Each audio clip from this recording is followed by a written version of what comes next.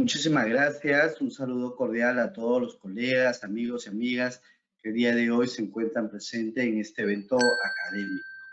Como bien ha señalado nuestro moderador, vamos a iniciar un curso que a mí de lo particular me parece muy interesante, con la finalidad de ver esta, digamos, primero como una posibilidad.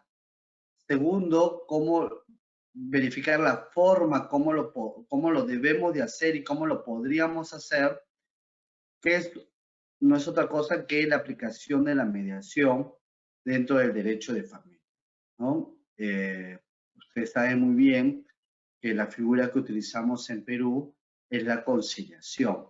En otros países se utiliza la mediación. Un poco la idea es de que en algún momento podamos nosotros trasladar esta conciliación que nosotros vamos llevando, que es diferente a la mediación, pero yendo más a una figura de aplicar esta alternativa, otra salida de la alternativa del conflicto en el derecho de familia.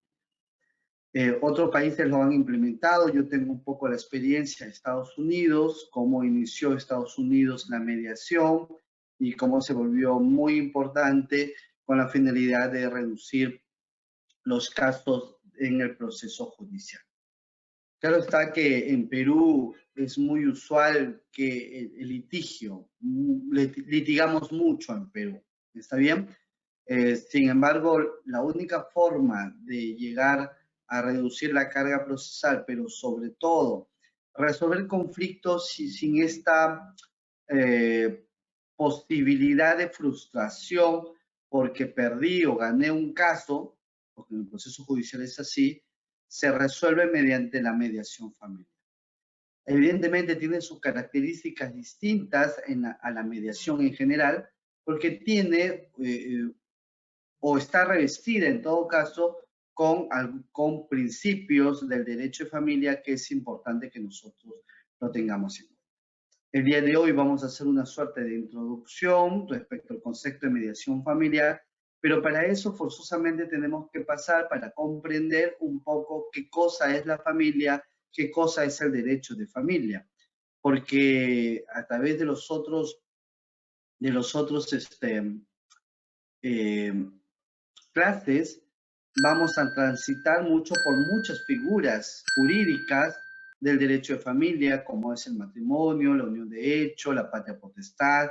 Inclusive vamos a tocar los adolescentes en conflicto con la ley penal, que son los adolescentes que han infringido la ley, ¿correcto? Que en la propuesta del Código de Responsabilidad Penal del Adolescente sí se ha contemplado la figura de la mediación. ¿En qué sentido? De que se va a tener que convocar nuevas plazas en el Ministerio de Justicia para que se puedan implementar estos mediadores, ¿no? Entonces creo que es una oportunidad de ir cambiando el sistema, porque a mí me interesa mucho la mediación, por lo que he aprendido yo en Estados Unidos, que facilitaría un poco más el trabajo de las resoluciones de conflicto sin llegar a la etapa judicial, pero evidentemente si es que esta es llevada de la manera más correcta. Muy bien.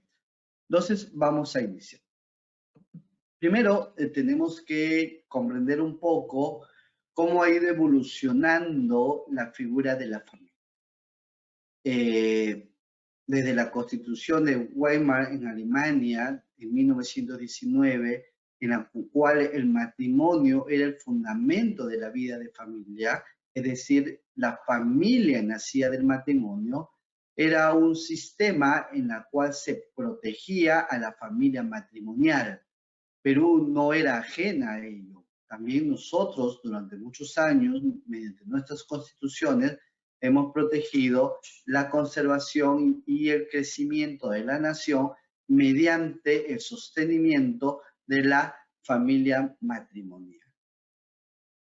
Por lo tanto, en ese entonces se consideraba el matrimonio como único elemento creador de la familia. No había otro sistema creador de la familia. En ese sentido, la familia de unión de hecho, la familia convivencial y evidentemente mucho menos la familia de uniones del mismo sexo no eran consideradas como familia, ¿no?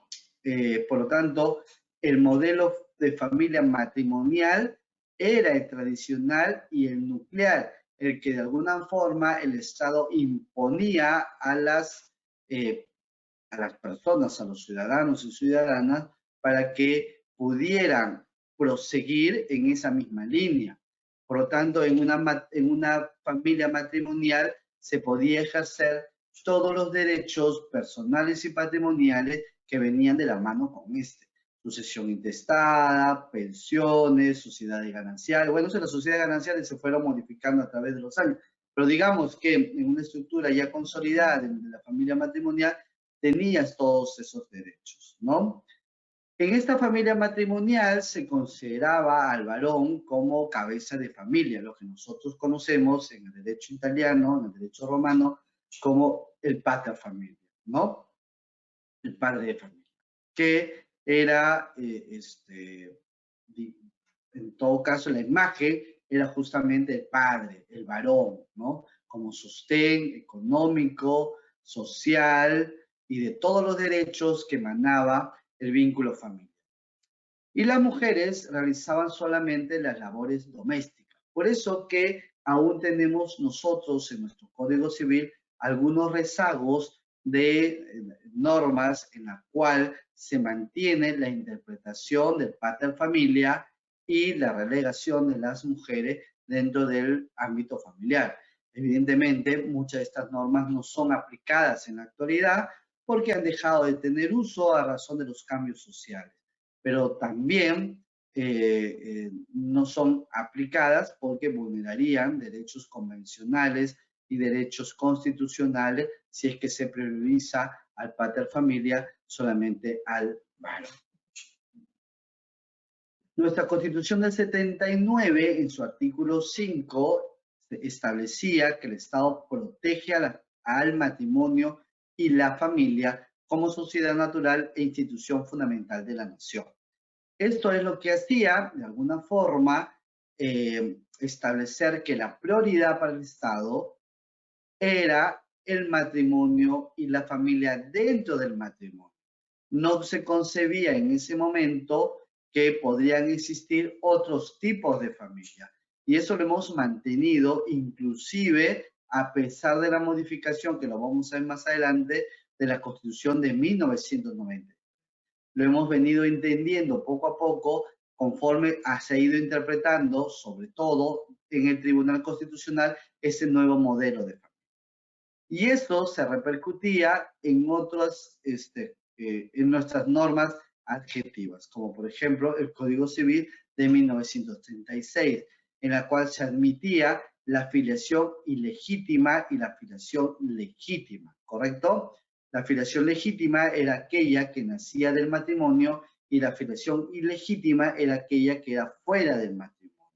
Por eso que el primer término que nace es el término de concubinato, que no es otra cosa que ser concubino, o sea, tener una familia extramatrimonial, una familia fuera del matrimonio, cual situación, por decirlo en contextos un poquito más coloquiales, con una persona que se consideraba la amante, ¿no? La persona que estaba fuera del ámbito que correspondía ser, que era el matrimonio. Por eso que usualmente se consideraba el matrimonio civil y el religioso de la mano, ¿correcto? Y los padres preferían cuando una mujer había tenido una relación sexual que ésta tenga que ser casada, porque si no lo era, muchas veces en la historia eran mandados a conventos, ¿no? O eran mandados a otros lugares porque no se le veía bien a la mujer cuando tenía, por ejemplo, una filiación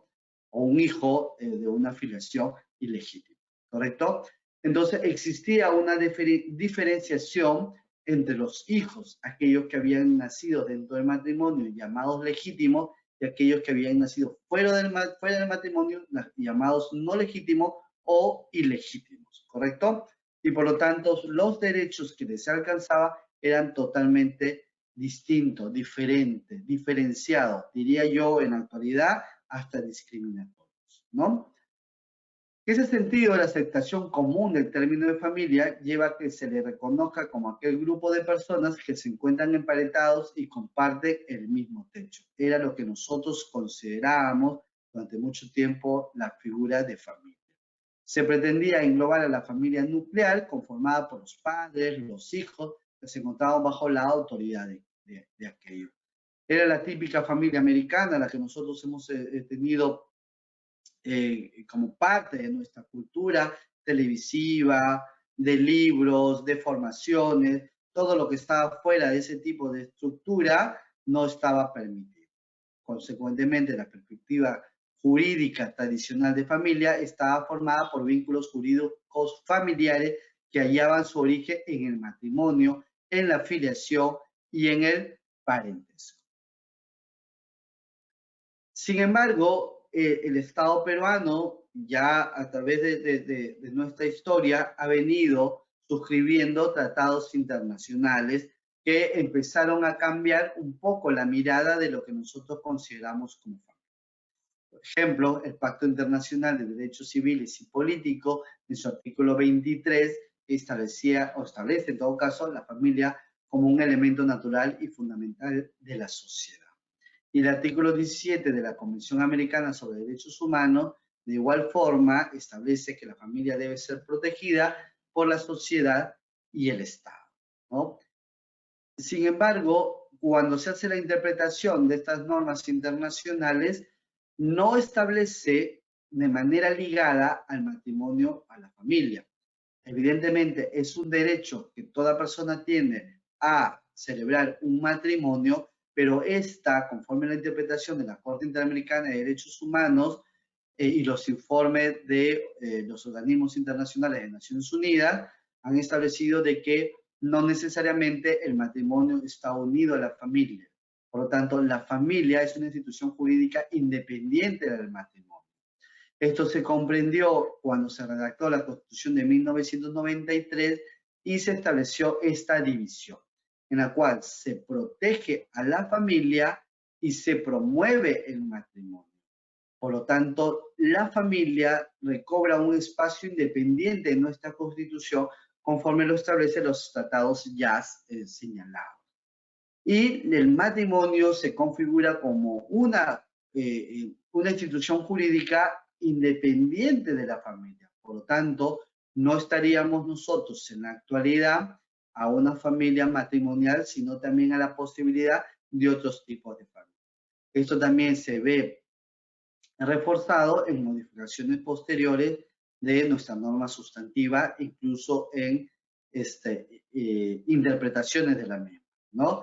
El Código Civil de 1984 establece en los artículos 233 y 235 que la familia tiene como finalidad contribuir la solidación y fortalecimiento. Todos los hijos tienen iguales derechos, que es distinto a lo que se establecía en el código anterior a este, en la cual se hablaba de hijos legítimos e ilegítimos. Por lo tanto, esa nueva redacción va de la mano con ver a la familia o como fuente de familia a otras instituciones jurídicas que en ese momento no se contemplan. Por lo tanto, en la actualidad, podemos decir en el 2023, la familia no es igual al matrimonio.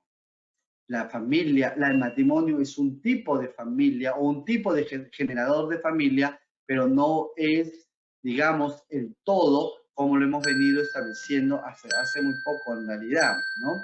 Muy bien. La Comisión de Derechos Humanos de las Naciones Unidas establece la protección de la familia, el derecho al matrimonio e igualdad entre los esposos. Por lo tanto, hace una diferenciación entre estos tres principios dentro del ámbito internacional. Establece en la Observación General número 19, en vista de la existencia de diversos tipos de familia. Por lo tanto, reconoce otros tipos de familias que quizás nosotros no hemos implementado del todo, como las parejas que no han contraído matrimonio y sus hijos y las familias monoparentales, que vamos a hablar sobre ellos más adelante también. Los estados partes deberán también indicar en qué medida la legislación y las prácticas nacionales reconocen y protegen estos tipos de familia y a sus miembros. Por lo tanto, como Estado peruano debemos de ir implementando los derechos en igualdad de condiciones respecto a la familia matrimonial y los otros tipos de familia. Nosotros evidentemente estamos en un transitar respecto de ello, a diferencia de otros países como Chile, Colombia, Argentina, ¿no? Todavía nosotros estamos avanzando a paso a paso. Por lo tanto, lo que prima en nuestro derecho constitucional y convencional es el principio de protección a la familia, que corresponde tanto al reconocimiento de la familia matrimonial y la familia no matrimonial. Y ahí ingresa en nuestro sistema jurídico la unión de hecho, la misma que es considerada como una fuente generadora de familia, ¿correcto? Aún nosotros tenemos la figura del concubinato propio, el concubinato impropio, pero digamos que hemos avanzado bastante también. ¿Qué cosa es el concubinato propio? Es aquella que no tiene un impedimento matrimonial y por lo tanto puede llegar a contraer matrimonio o en todo caso en la actualidad a inscribir una unión de hecho. El concubinato impropio es aquella que tiene un impedimento matrimonial, por lo tanto no podrá contraer matrimonio y en esa misma línea tampoco podrá registrarse o reconocerse una unión de hecho. ¿Está bien? Entonces, la familia se convierte en un elemento natural y fundamental de la sociedad y debe ser protegida por el Estado, quien deberá velar por el mejoramiento de su situación moral y material. Toda persona tiene derecho a constituir familia. Artículo 15 del Protocolo de San Salvador. Esta parte del protocolo ha sido interpretado muchas veces por la Corte Interamericana y vamos a señalar la opinión consultiva 17-2011, perdón, 11-2017, en la cual establece de que este derecho de fundar familia le corresponde a todos los ciudadanos y ciudadanas, y eso incluye a las parejas del mismo sexo. ¿Está bien? En Perú no está regulado este tipo de familia. Eso no significa que no exista, sí existe. Lo que pasa es que, al igual como en su oportunidad, la unión de hecho propia no se concebía los derechos personales, y en la actualidad sí, igual sucede en el concubinato impropio, que no tienen derechos patrimoniales ni personales más que una indemnización por enriquecimiento indebido, pero eso no significa de que no exista, ¿no? Igual sucede en el caso de las parejas del mismo sexo que han formado familia, pero que no se les reconoce los derechos ni patrimoniales ni personales, incluso muchas veces respecto de los hijos que han concebido de manera subrogada o de manera de lo que conocemos como vientre de alquiler u otras formas científicas en las cuales han podido adquirir. Ahora, no solamente eso, sino que también han podido concebir hijos con otras parejas heterosexuales, pero han formado familias homoparentales, ¿no? Y crían a sus hijos dentro de esa familia homoparental. No son reconocidos por el Estado, pero qué duda cabe de que es un tipo de familia y conforme al protocolo le asiste el derecho.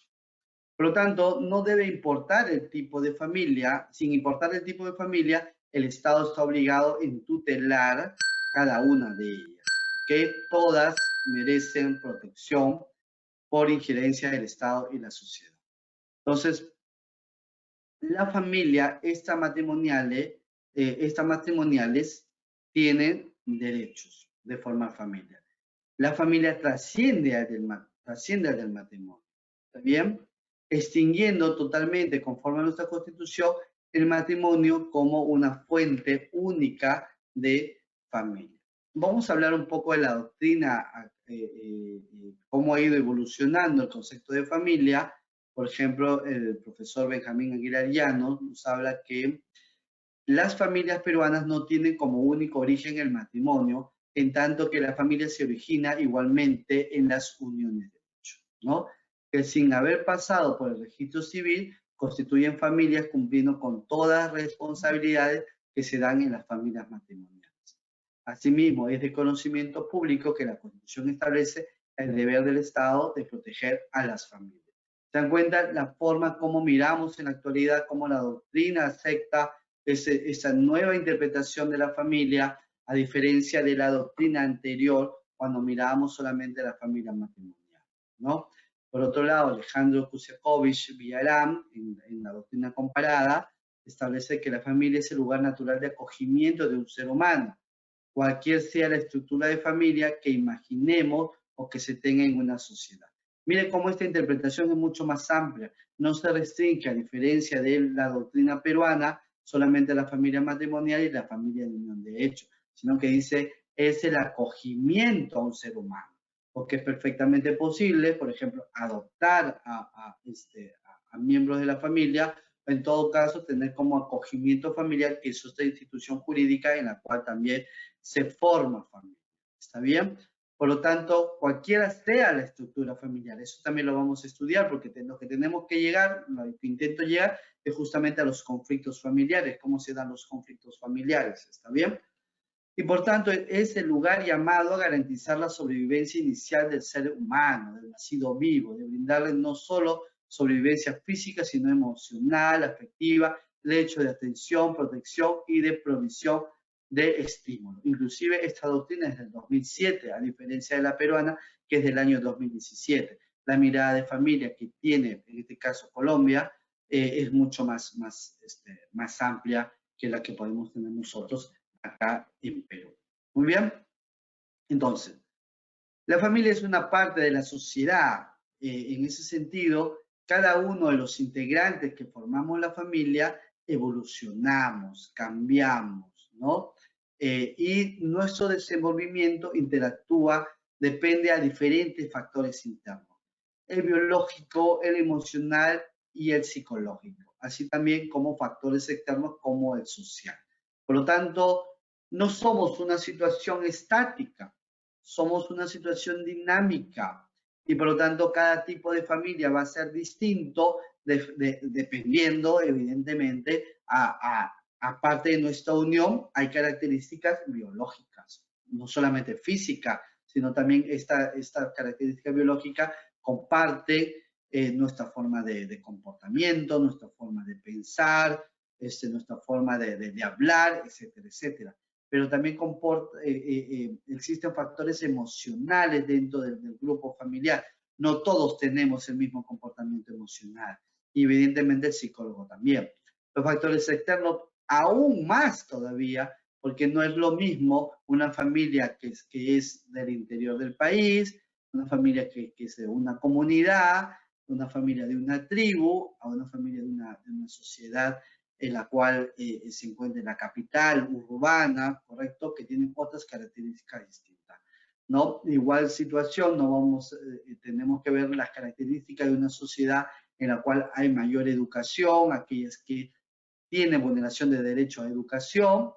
Toda esa situación social es muy importante para ver cómo miramos a la familia como parte de un todo, de una sociedad en general.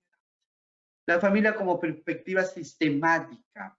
Tenemos que ver a la familia como un sistema, como la suma de sus partes. La familia no es Iván Sarabia, no es fulano de tal, es la suma de todas las partes de los miembros de la familia dependiendo del tipo de familia que vamos a tener. Es como un engranaje, funciona así como un engranaje. La familia entonces es un sistema que se encuentra constituida por una red de relaciones y conformada por subsistema. Ese tipo de relaciones es justamente el comportamiento que tenemos nosotros. Miren cómo vamos llegando, ¿no? Cómo vamos llegando para ver la problemática que nos vamos a enfrentar. Porque la mediación es una cosa, oye, venga usted familia, vamos a mediar. Ah, acá le resolvemos el problema, tengo mi letrerito y acá se acabó. Tengo que saber, tengo que interiorizar en qué me estoy metiendo. ¿Está bien? ¿Cómo voy a resolver? Y para eso es importante tener conocimiento de cómo se van formando estas familias.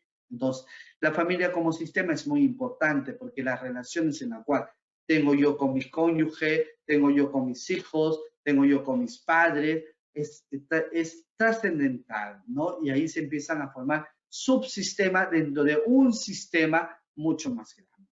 la formación de la familia formada por un grupo de individuos. ¿Por qué? Porque al ser nosotros un sistema, es como nuestra sociedad.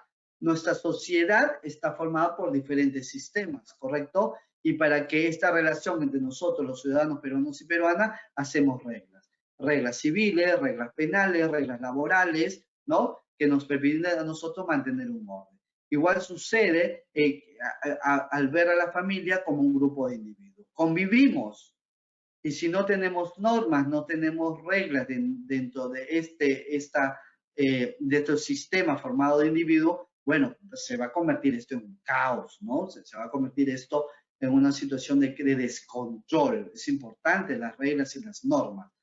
O justamente cuando no hay normas y reglas, o cuando estas reglas tienen un carácter de abuso por parte de algún integrante del grupo familiar, o en todo caso se rompen de alguna forma, es cuando empiezan a nacer los conflictos familiares, que es un poco lo que nos